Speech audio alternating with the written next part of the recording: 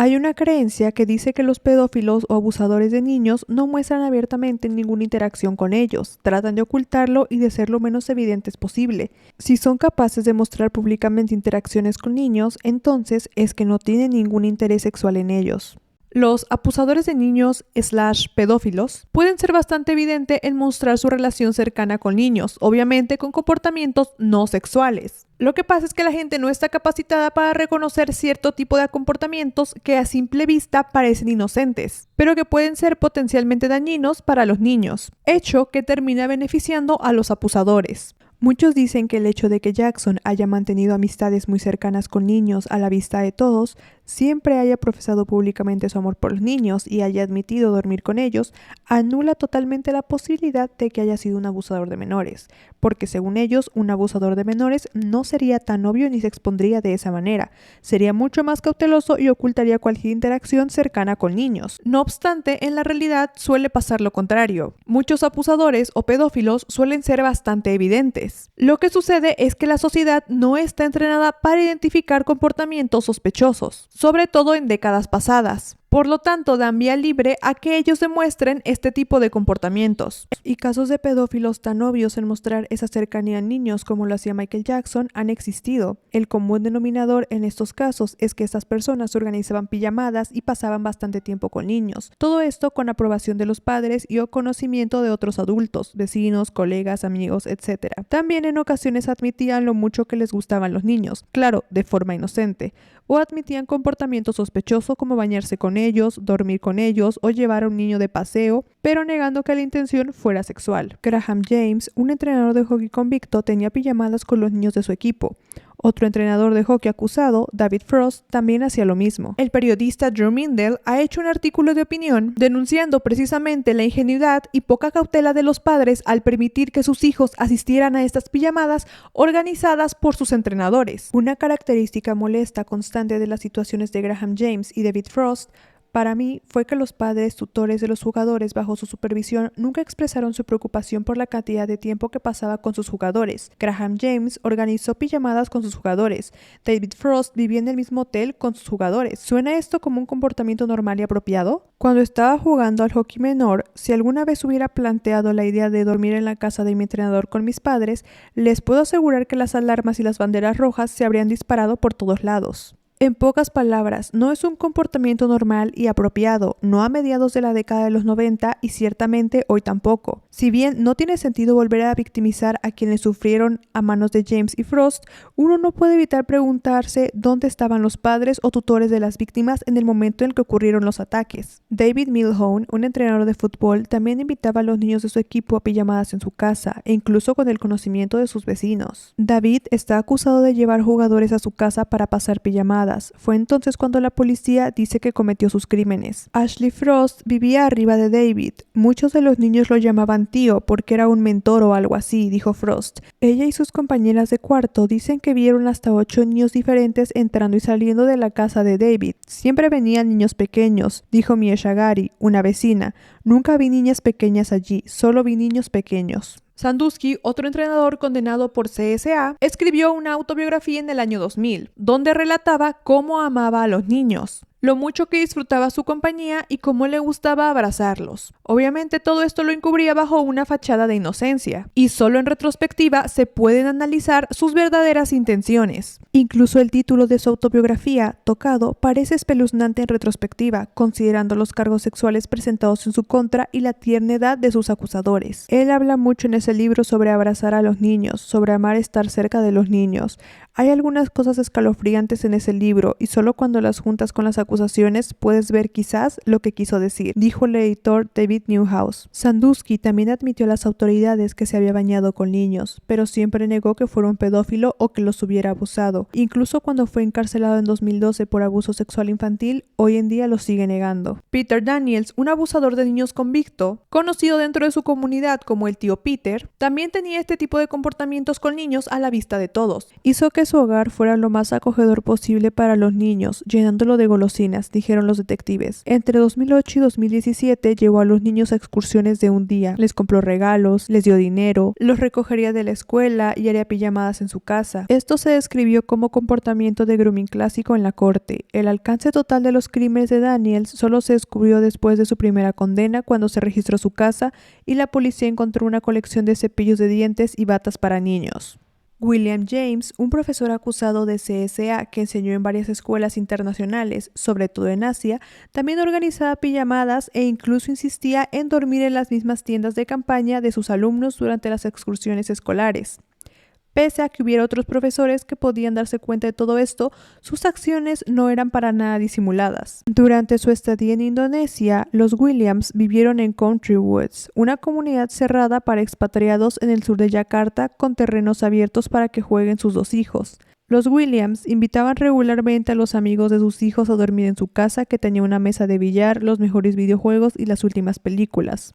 William usó estas pijamadas como una oportunidad para acercarse a los niños pequeños. Y si bien es cierto que varios de sus colegas sospechaban, no hicieron nada determinante para detenerlo. Uno de sus colegas una vez dijo que tuvieron una conversación con él para que dejara de llevar a los niños enfermos a pasar la noche con él en su habitación. Pero dijeron que ellos en ese momento no creían que él estuviera abusándolos sexualmente, sino que simplemente le dijeron que eso se podría malinterpretar. Así que lo mejor sería que dejara de hacerlo. Después de un tiempo, su afinidad con los niños a los que les enseñaba comenzó a parecerles extraña a varios colegas. Los maestros dijeron que recibieron múltiples informes sospechosos de William durmiendo con los niños en tiendas de campaña en excursiones de senderismo, llevar a los niños que se habían enfermado en una excursión a su habitación durante la noche. Y de nuevo con el tema de las pijamadas, otro pedófilo convicto, que era un sacerdote, Anthony Friedenland, también lo hacía. Él ha estado en prisión desde que fue arrestado en 2014 por delitos sexuales que involucraron a 3 niños y 5 niñas de su iglesia durante pijamadas en su casa. Barry Bennell, otro exentrenador de fútbol convicto, quien tiene algunas similitudes con el caso de Jackson y su forma de atraer a los niños, ya que la casa de Bennell era para cualquier niño un tesoro de diversión. Había máquinas tragamonedas, una mesa de billar, un mono como mascota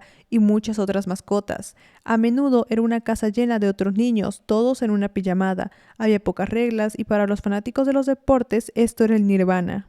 Que ellos no hubieran intentado ocultar o ser menos evidentes en su relación con niños no quiere decir que sean inocentes del crimen del que se les acusó o del que fueron condenados. Así que intentar usar esa excusa para el caso de Jackson realmente no es un argumento muy válido. Mostrando esas conductas, ellos también intentaban normalizarlo, para así mostrarle a la sociedad que no hay nada de malo, que niños compartan tanto tiempo con adultos. Cuando los abusadores de menores son cuestionados acerca de una acción que podría malinterpretarse, ponen la culpa en la persona que se preocupa por esto, haciéndole creer que está mal pensando de ellos, que es algo que solo está en su cabeza, como cuando Jackson acusaba a todos los demás de pensar mal sobre sus pijamadas. Pueden ser tan convincentes que efectivamente la persona dejará de cuestionarles porque los harán creer que ellos están exagerando. El abusador de niños podría admitir un acto, pero negar que la intención fuera la gratificación sexual, diciendo «¿es un crimen abrazar a un niño?», puede dar a entender que sus acciones fueron malinterpretadas y que se ha cometido un error. Y cuando se les pide establecer límites, simplemente los ignoran o los ridiculizan. Para prevenir que aquellos abusadores de niños no tengan ninguna oportunidad para abusar, los padres deben establecer límites claros acerca de la conducta apropiada, y se deben preocupar cuando estos límites son ignorados o ridiculizados. Mientras que los verdaderos amigos respetan los límites, los abusadores de menores oportunistas no solo ignoran los límites, cuando se les confronta, tienden a ponerse a la defensiva. Aunque varias personas le aconsejaban a Jackson que dejara de dormir con niños, incluso por su propio bien, para evitar malentendidos, él seguía diciendo que no lo haría, que eran las demás personas las que estaban equivocadas en no pensar en aquello como algo puro, y se negaba a establecer límites. Sorry. I just wonder, is it over? You're going to make sure it doesn't happen again. I think this is really the key thing people want to know, that there are not going to be more of these sleepovers in which people have to wonder. Nobody wonders when kids sleep over at my house. But Nobody are they wonders. over? Are you going to watch out for it now? Watch out for just what? for the sake of the children and for No, everything because you've been through? it's all moral and it's all pure. I don't even think that way. It's not what's in my heart. So you'll I would do it never, again? ever. Do what again? I mean, you'll have a child sleeping Of course. over. They want. Yes. It's on the level of purity and love and just innocence, complete innocence. If you're talking about sex, and that's a nut. That's not me. Go to the guy down the street because it's not Michael Jackson. It's not what I'm interested in. Lo mal capacitada que está la sociedad para reconocer riesgo de abuso sexual infantil. Revisando estos casos junto al de Michael Jackson, uno no puede evitar preguntarse, ¿por qué sucede esto? ¿Por qué estos pedófilos o abusadores de niños se sintieron con tanta confianza de ser tan evidentes en mostrar su relación con niños? La respuesta es porque se beneficiaron de una sociedad que falla en reconocer acciones que pueden indicar un interés sexual en niños, sobre todo si tomamos en cuenta que estos casos sucedieron en décadas anteriores al 2010. Como las personas a su alrededor no desconfiaron, o si lo hicieron, no hicieron grandes acciones para impedirlo. Entonces pudieron seguir mostrando todas estas conductas sin preocuparse en ser atrapados o detenidos. Eso nos lleva a las siguientes preguntas. ¿Por qué la sociedad está tan desinformada? ¿Por qué estos padres trataron esas pijamadas como algo totalmente inofensivo? La razón principal es que muchos de los comportamientos de grooming parecen inocentes a simple vista. Los abusadores no muestran explícitamente que abusan sexualmente de un niño a la vista de todos. Eso es invisible para la mayoría, pero sí muestran otro tipo de señales que a menudo son ignoradas o justificadas. Lo primero es que muchos abusadores sexuales de niños parecen ser personas en las que la gente puede confiar, generosas y carismáticas, lo que hace que los padres sean mucho más permisivos y menos cautelosos. Obviamente, si estos abusadores no fueran así, no se les permitiría un acceso tan libre a los niños. Lo segundo es que una gran cantidad de personas no consideran que acciones como pasar tiempo excesivo con niños, invitarlos a comer, jugar con ellos, tener pijamados con ellos, llevarlos de compras, abrazarlos, etc., sea algo de lo que preocuparse, sino que más bien lo consideran como actos de bondad, o porque a la persona en cuestión simplemente le gustan los niños. Pero en realidad hay que estar muy atentos a estos comportamientos que sobrepasan la relación sana que debería haber entre un niño y un adulto, sobre todo si no tienen una relación familiar. Sobre la dificultad que tienen las personas para reconocer comportamientos de grooming, se han hecho varios estudios empíricos. El más reciente y del cual ya tengo video es este, que se llama Barreras psicológicas para la detección del abuso sexual infantil, en el que se describe un caso hipotético de las interacciones entre un ministro y los niños de su escuela, realizando una encuesta a un grupo de personas para verificar si las personas encontraban sospechosas tales interacciones. Esas interacciones son iguales a las que Jackson tenía con los niños de los que se amigaba. Lo que el estudio encontró es que la mayoría de personas no reconocían que ese tipo de interacciones son comportamientos de grooming, a pesar de que habían recibido entrenamiento y se les había educado anteriormente. A los participantes se les volvió a hacer preguntas, pero diciéndoles esta vez que el ministro se había declarado culpable de cargos de CSA. En este caso, los puntajes de las personas acerca de clasificar esos comportamientos como problemáticos subieron, hecho que se explica por el sesgo retrospectivo, es decir, cuando ya sabes lo que ha ocurrido, tiendes a mirar los hechos de manera diferente que expliquen ese final. Estudios anteriores también habían encontrado resultados similares. En este estudio de 2017 se hizo una encuesta a 319 estudiantes, con el objetivo de identificar qué etapas del proceso de grooming las personas reconocían como alarmantes. Al igual que en el estudio anterior, también se les describió viñetas con comportamientos de grooming, esta vez comparándolos con comportamientos de no grooming. El estudio encontró que no había diferencias significativas entre estos grupos, los de grooming y los de no grooming. Algunos ejemplos de comportamientos de grooming incluyen: Robbie es un niño físicamente pequeño que parece de confianza y proviene de una familia divorciada, es decir, selección de víctimas. John es voluntario en organizaciones que atienden a niños y pasan su tiempo libre en lugares frecuentados por niños, es decir, obteniendo acceso a niños. John presta especial atención a Robbie y compra regalos solo para algunos jugadores, es decir, desarrollo de confianza. Y John se pasea con los niños y les da abrazos a algunos jugadores, es decir, insensibiliza al niño para que lo toque. En las calificaciones de probabilidad de que la persona fuera descrita como un abusador de menores, por lo tanto, los participantes no pudieron identificar los comportamientos que emplean los abusadores de niños. Según la discusión del artículo, los comportamientos de grooming sexual tienden en sí mismos a no ser abiertamente de naturaleza sexual y pueden parecer inocentes, como abrazar a un niño, trabajar o ser voluntario con niños o mostrar atención a un niño. Estos tipos de abusadores de niños manipulan intencionalmente el entorno que los rodea para pasar desapercibidos más fácilmente. Un abusador puede parecer que actúa de forma inocente, mientras que los comportamientos pueden tener intenciones desviadas.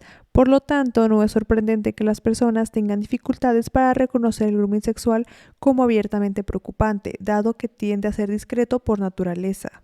Un tercer estudio en el que se había basado el anterior, del año 2016, fue el único donde las personas encuestadas sí pudieron identificar esos comportamientos descritos como comportamientos de grooming. No obstante, el estudio hace la aclaración que los participantes eran estudiantes de universidad que habían recibido cursos de criminología y o psicología. Por lo tanto, podrían estar mejor preparados para reconocer comportamiento delictivo que una persona del común. Este fue el caso que se les describió. Algunos ejemplos de conductas de grooming incluyen: John se rodea de situaciones de voluntariado y trabajo de caridad que involucran a niños, abraza a los jugadores de su equipo, participa en juegos bruscos con los niños, acompaña a los jugadores al baño, siempre se ofrece a llevar a Robbie a casa y tiene a Robbie sentado en su regazo. Estos fueron los resultados del estudio. Nuestros hallazgos mostraron que en general los participantes en el estudio pudieron reconocer comportamientos de grooming y aquellos en condiciones de grooming informaron calificaciones de probabilidad más altas que las condiciones de no grooming para situaciones en las que el depredador potencial era tanto un pariente como un no pariente. Contrariamente a lo que ha sido propuesto por la literatura sobre preparación sexual, este estudio encontró que las personas en realidad pueden detectar comportamientos potencialmente peligrosos que parecían fuera de lo común en una relación adulto-niño. Una posible explicación para este hallazgo podría ser que la muestra se extrajo de una universidad que tiene un gran énfasis en los estudios de justicia penal, con un 37.6 que informó haber tomado cursos de justicia penal. Una conclusión que comparten estos tres estudios es que es de suma importancia que las personas, sobre todo los padres, se informen sobre estos temas, se eduquen en abusadores sexuales y sepan reconocer las señales para así evitar poner en riesgo a sus niños. Decir, si fuera un pedófilo no hubiera mostrado su relación y amor tan abiertamente por los niños. No es un mensaje responsable y ni siquiera es verídico, y lo único que logra es facilitarle a los pedófilos o abusadores de menores el seguir actuando sin levantar sospechas.